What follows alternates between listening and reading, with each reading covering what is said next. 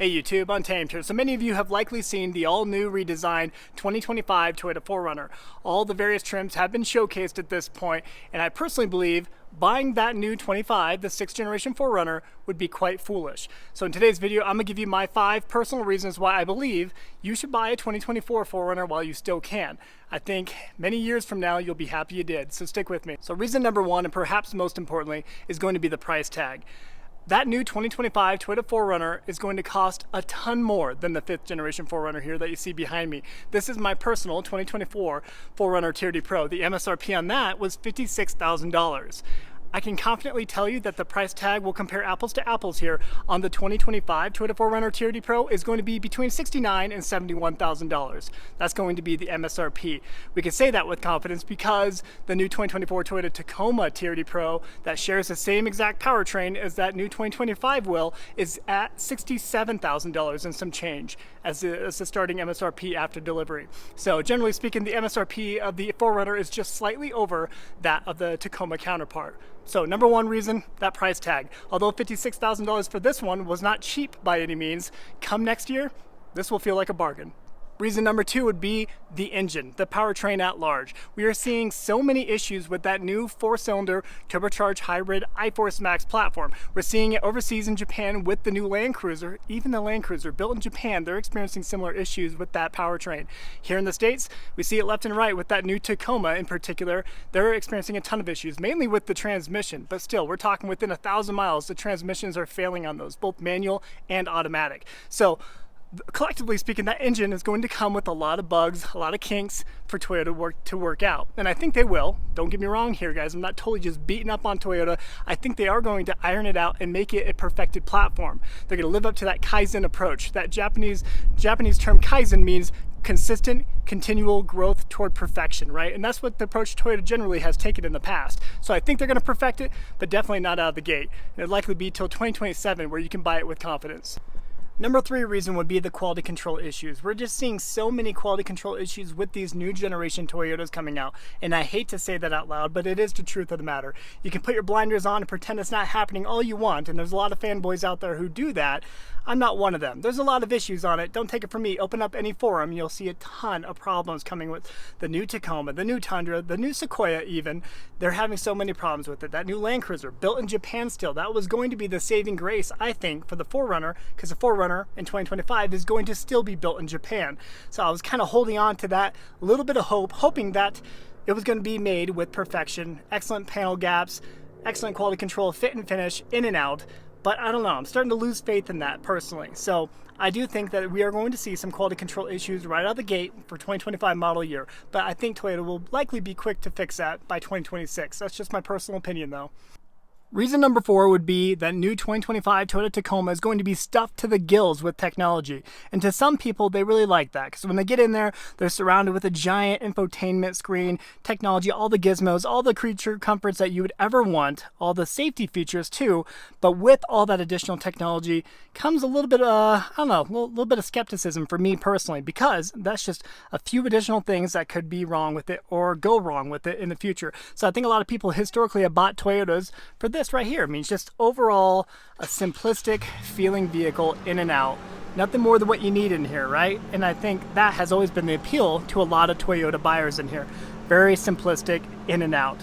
We're not going to find that with that 2025, I'm afraid.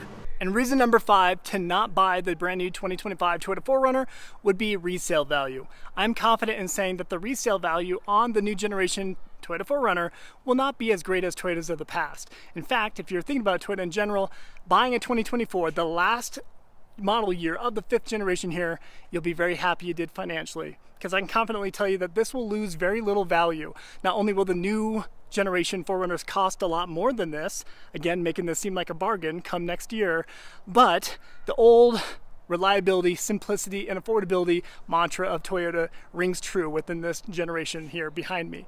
We saw it with the 2021 Toyota Tundra before. I've talked about it on the channel before, but I think it's a point worth beating up a little bit because It's going to happen. It's going to happen with the 4Runner here. The Tundra, when this went away back in 2021, what did we see with the values? The values skyrocketed, and rightfully so, because Toyota totally changed the Tundra. They transitioned to a twin-turbo V6, hybridized V6 with the iForce Max for the TRD Pro, and skyrocketed the price tag, 18 grand for the TRD Pro in particular, between 21 and 22. That has allowed this to sustain value exceptionally well, because people miss simplicity. People will miss the reliability and unmatched peace of mind within this generation Tundra here that this 5.7 liter V8 offers. You're going to see the same exact thing. I'm confident in saying it. Mark my words, guys. Watch this video in 2 years. Guarantee it. If you buy a 2024 Toyota 4Runner TRD Pro, you're not going to lose hardly anything on it. I'm confident in saying that, guys, because that new one is going to cost a ton more. We're talking 70 grand probably for the 4Runner TRD Pro in 25. Again, that is 14 grand more than this one here. This is going to feel like a bargain, and that value is going to stay within the 50s, I would argue, for the next few years, assuming you don't put a ton of miles on it, right? But we saw it with the Land Cruiser too, right?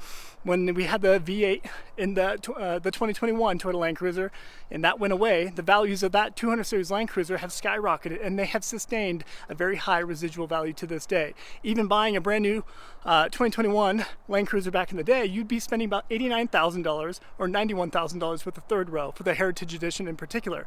Nowadays, with 30,000 miles, you're still spending that same amount as the original MSRP back in 2021. Same goes for the Tundra here.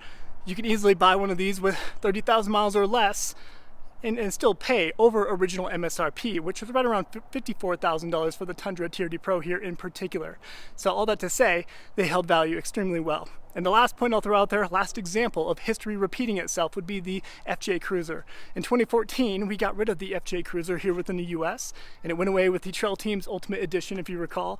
If you're trying to find one right now with 50, 60,000 miles on it, you're easily spending more than its original MSRP back in 2014, because they have held value extremely well over the years. Because again, people just miss the reliability, simplicity, and original affordability of these vehicles. And that's going to be the case with the 5th generation 4Runner here. Mark my words. So those are the 5 reasons why I confidently believe that buying a new 2025 Toyota 4Runner would be quite foolish. Not to mention, guys, that new 4Runner, when it comes out, it's going to be available for the foreseeable future. We're talking the next, knowing Toyota, they'll probably keep that same generation Toyota 4Runner for like another 10 years. So don't worry about clamoring to get the brand new 2025. It'll be available in 26, and 27, and 28, 29, and so on. And not to mention, they'll likely work out the bugs and kinks, likely by 2027, I would argue. So I'll wrap up the video there, guys. As always, appreciate you taking the time to watch. If you find any value in this type of content, I sincerely appreciate it if you consider liking and subscribing. Your support means a lot. Until next time.